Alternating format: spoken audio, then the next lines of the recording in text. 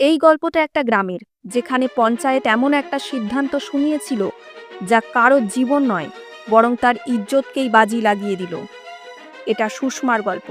একজন নারী যার জীবন আটকে পড়ল দুই ঘর, দুই দাবি আর গোটা গ্রামের নজরের মধ্যে। আমি আপনাদের হোস্ট সুজাতা, আর আপনারা দেখছেন সুজাতা ক্রাইম ফাইল। আমরা সত্য ঘটনার আড়ালে লুকানো বাস্তবতাকে প্রকাশ করি।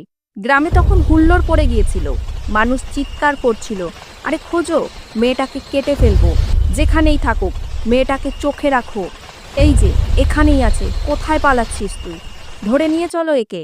সুষমার পা থমকে গেল, ভয়ের ছাওয়ায় আচ্ছন্ন হয়ে। ঠিক তখনই কেউ কঠোর স্বরে বলল, ওই মেয়ে, এখন তোমার পালানোর কোনো দরকার নেই। আজ তোমার সিদ্ধান্ত মহাপঞ্চায়েত নেবে। আজ ঠিক হবে এই স্ত্রী কার বন্দিনী, মদনের নাকি সুবোধের। সরপঞ্চ উঠে ঘোষণা করল, এই 5টা গ্রামের মিলিত পঞ্চায়েত, তাই আজ ন্যায় হবে। যে ন্যায় মানবে সে ঠিক, আর যে মানবে না তার হুক্কা পানি বন্ধ। না পানি, না রুটি, না সম্মান। ধীরে ধীরে ভিড়ের গোলমাল কমে গেল। গ্রামের আদালতে মানুষের মানুষত্ব প্রায় শেষ হয়ে যায় যখন মানুষ নিয়ম কানুন আর রীতিনীতিকেই আইন মনে করতে শুরু করে। পঞ্চায়েতের আঙিনায় নীরবতা নেমে এলো। সবার চোখ সরপঞ্চ আর ওদের দিকে। পঞ্চগুরু গম্ভীর কণ্ঠে প্রশ্ন করল, তো মদন, তুই রাজি আছিস তো? সত্যি করে বল, এই স্ত্রী তোরই তো? মদন এক মুহূর্ত দ্বিধা না করে বুক ফুলিয়ে জোরে বলল, হ্যাঁ, এ আমার স্ত্রী। ছোটবেলা থেকেই আমার বাড়িতে থাকে, পুরো গ্রাম জানে এই কথা। তার চোখের আগের ঝিলিক ছিল।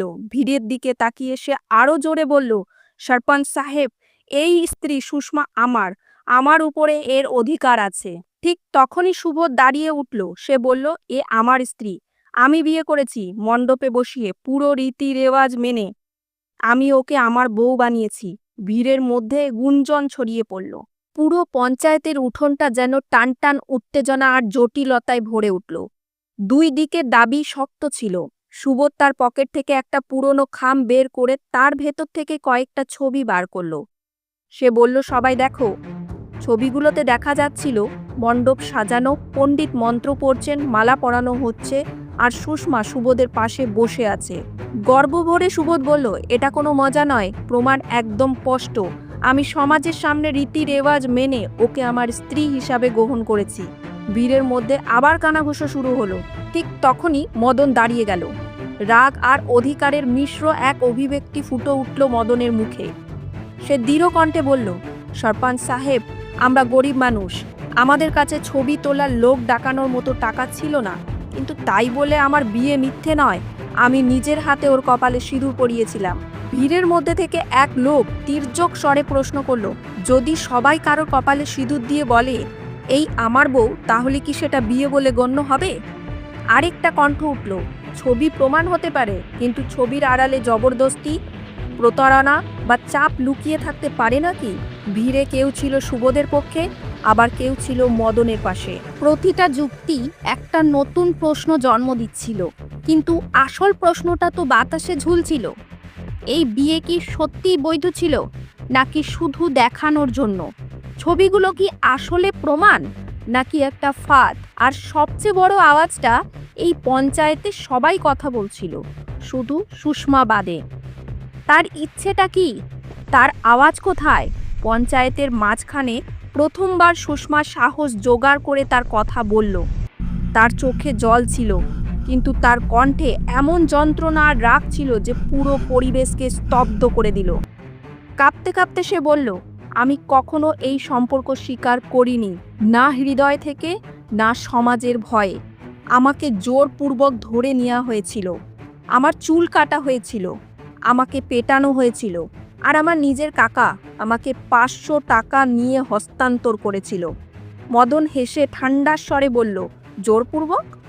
আমি তো যখন ওকে বাড়ি থেকে বের করেছিলাম স্পষ্ট বলেছিলাম, যদি ফিরে আসতে চাও আগে মায়ের পায়ে পড়ে ক্ষমা চাইতে হবে। এটাই সম্মান, এটাই রেওয়াজ। তার এই কথা গ্রাম বাংলার মনোভাবকে ফুটিয়ে তুলছিল।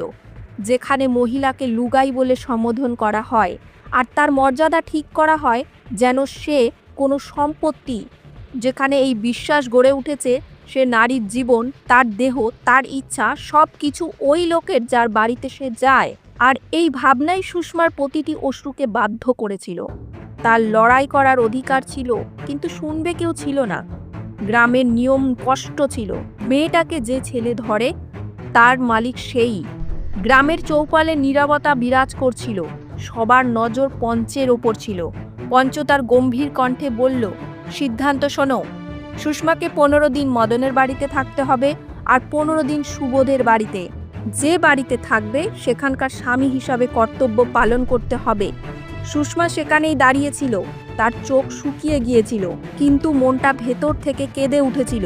15 দিনের এই বিনিময় তাকে এক নারীর থেকে টেনে নিয়ে একটা বাস্তবে পরিণত করেছিল। এমন একটা জিনিস যা ভাগ করা যায়, ঘুরানো যায় এবং দুই পুরুষের মধ্যে বরাবর ভাগ করা যায়। সেই মুহূর্তে পুরো গ্রাম সাক্ষী হয়ে উঠেছিল এমন এক অপরাধের, যেখানে পঞ্চায়েত ন্যায় বিচারের নামে নারীর জীবনের সাথে খেলাধুলা করছিল।